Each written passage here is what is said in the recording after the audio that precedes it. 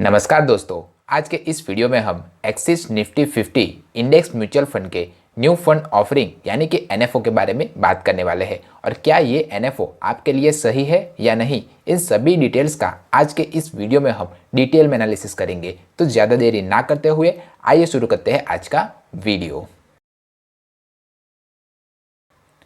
सबसे पहले हम इस म्यूचुअल फंड के फंड ऑब्जेक्टिव के बारे में जान लेते हैं। तो ये एक इंडेक्स म्यूचुअल फंड है। अब जिसे नहीं पता कि इंडेक्स म्यूचुअल फंड किसे कहते हैं, तो अकॉर्डिंग टू सेबी जो म्यूचुअल फंड किसी भी एक पर्टिकुलर कैटेगरी के इंडेक्स को फॉलो या कॉपी करता है उसे इंडेक्स म्यूचुअल फंड कहते हैं। और इस एक्सिस के निफ्टी 50 इंडेक्स म्यूचुअल फंड के केस में ये जो बेंचमार्क है वो है निफ्टी 50, यानी कि ये इन्वेस्टरों के पैसे को निफ्टी 50 की टॉप 50 कंपनियों में ही इन्वेस्ट करेगा। अब टॉप 50 कंपनी में इन्वेस्ट करने के कारण इस म्यूचुअल फंड को एक स्टेबल म्यूचुअल फंड माना जाएगा और ये म्यूचुअल फंड निफ्टी 50 की इंडेक्स को कॉपी या फॉलो करेगा। ये एक ओपन एंडेड म्यूचुअल फंड है, यानी कि इन्वेस्टर जब चाहे तब अपने पैसे इस म्यूचुअल फंड में लगा सकता है और जब चाहे तब अपने पैसे इस म्यूचुअल फंड से निकाल भी सकता है। नो लॉकिंग पीरियड इस म्यूचुअल फंड में अवेलेबल है। अगर आप इस म्यूचुअल फंड में अपने पैसे को निवेश करना चाहते हैं तो इस म्यूचुअल फंड की एक्सपांस रेशियो काफ़ी कम है और वो है 0.1%, जो मेरे हिसाब से काफ़ी कम एक्सपांस रेशियो माना जाता है। अब जिसे नहीं पता कि एक्सपांस रेशियो किसे कहते हैं, तो जो एसेट मैनेजमेंट कंपनियां होती है वो हमारे ही पैसे को मैनेज करने के लिए हम ही से कुछ फीस चार्ज करती है और उसी फीस को वो एक्सपांस रेशियो के तौर पर हमें बताती है। तो जितना ज़्यादा एक्सपांस रेशियो होगा उतना ही कम इन्वेस्टरों को प्रॉफिट होगा। तो आप जब भी किसी भी म्यूचुअल फंड को चुनें तब एक्सपांस रेशियो के क्राइटेरिया को ध्यान जरूर रखें और इस म्यूचुअल फंड के केस में एक्सपांस रेशियो काफ़ी कम है। ये जो म्यूचुअल फंड है वो इन्वेस्टरों के पैसे को निफ्टी 50 की टॉप 50 कंपनियों में इन्वेस्ट करेगा, तो इस हिसाब से जो डाइवर्सिफिकेशन ऑफ पोर्टफोलियो इन्वेस्टर का वो भी काफ़ी ब्रॉड हो जाएगा। ये जो निफ्टी 50 का इंडेक्स है उसमें जो कंपनियां होती है और जो सेक्टर होते हैं उसमें जो सेक्टर शामिल है वो है finance sector, IT sector, oil and gas sector, consumer and goods sector, automobile sector, pharma sector और एक्सेट्रा जैसे बड़े बड़े सेक्टर इस निफ्टी 50 के इंडेक्स में रहते हैं। अगर टॉप होल्डिंग कंपनियां देखें तो Reliance industry, HDFC bank limited, Infosys limited, ICICI bank, HDFC limited और टाटा कंसल्टेंसी सर्विस जैसी बड़ी बड़ी कंपनियों में ये इन्वेस्टरों के पैसे को निवेश करेगा। तो इस हिसाब से देखें तो इस म्यूचुअल फंड में अगर आप अपने पैसे को निवेश करते हो तो compare to other mutual fund यानी कि स्मॉल कैप और मिड कैप म्यूचुअल फंड की तुलना में ये म्यूचुअल फंड काफ़ी स्टेबल माना जाएगा।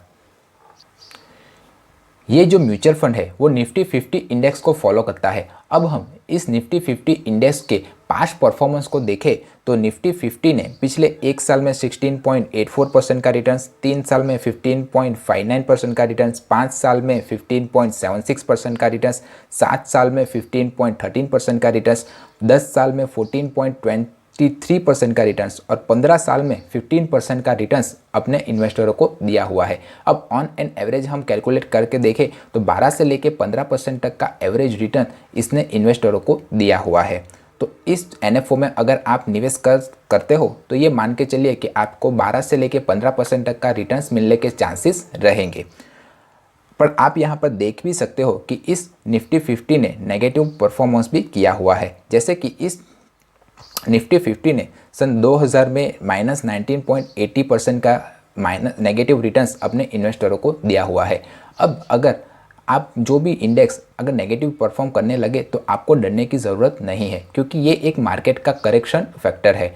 तो अगर आप लॉन्ग टर्म के लिए अपने पैसे को निवेश करते हैं तो आपको मार्केट में डरने की कोई ज़रूरत नहीं है, क्योंकि लॉन्ग टर्म में आपके कंपाउंडिंग इंटरेस्ट का असर आपको ज़रूर देखने को मिलेगा।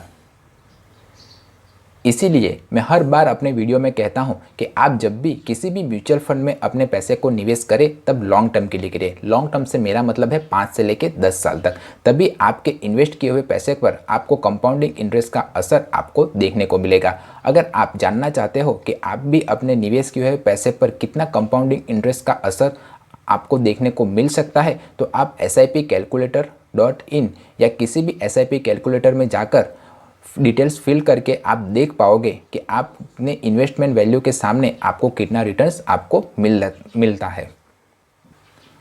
अब हम इस NFO की यानी कि न्यू फंड ऑफरिंग की कुछ बेसिक डिटेल्स के बारे में जानें तो ये NFO 15 नवंबर 2021 से लेकर 29 नवंबर 2021 तक रहेगा।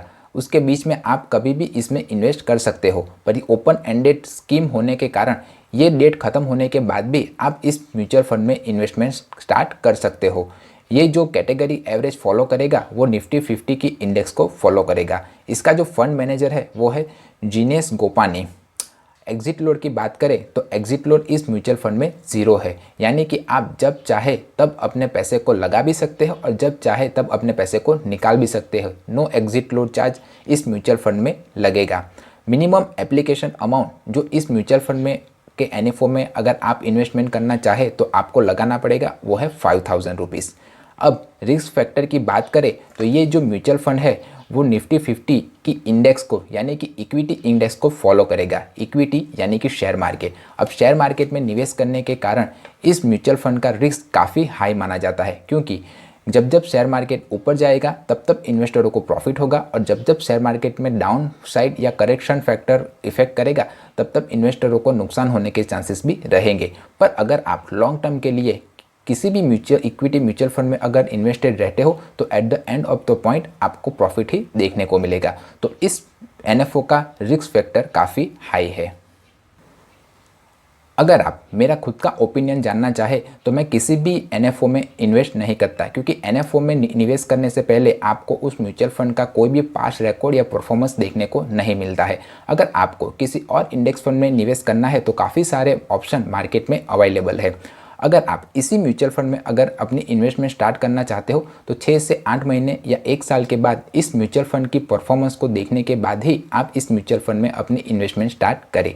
अब आप मुझे कमेंट करके बताइए कि क्या आप इस म्यूचुअल फंड के NFO में निवेश करना चाहते हो या नहीं। अगर चाहते हो तो क्यों करना चाहते हो, और अगर नहीं करना चाहते तो क्यों नहीं करना चाहते, वो मुझे कमेंट बॉक्स में लिखकर ज़रूर बताइए। अगर म्यूचुअल फंड से रिलेटेड कोई और क्वेरी भी है तो भी मुझे ज़रूर कमेंट बॉक्स में लिख के बताइए। अगर मेरा वीडियो पसंद आया है तो वीडियो को लाइक करें और चैनल को सब्सक्राइब करें। मिलते हैं अगले वीडियो में, तब तक सीखते रहिए, क्योंकि सीखोगे आज तो कमाओगे कल। जय हिंद।